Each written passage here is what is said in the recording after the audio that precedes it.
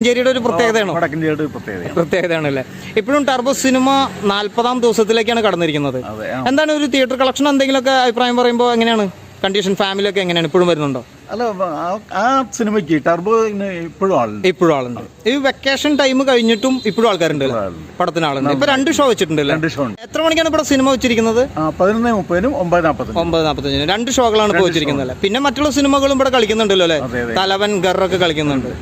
Okay, അപ്പോൾ മമ്മൂട്ടി ഈ ഒരു സിനിമയെ തകർക്കാൻ നോക്കിയവരുടെ അടുത്ത് എന്താണ് രാജേട്ടന് പറയാനുള്ളത്? അതിന്റെ ഒരു ആവശ്യമില്ല, തകർക്കാൻ നോക്കിയിട്ട് തകരൂല്ല. അത് നമ്മൾ കണ്ടു കഴിഞ്ഞല്ലോ അല്ലേ?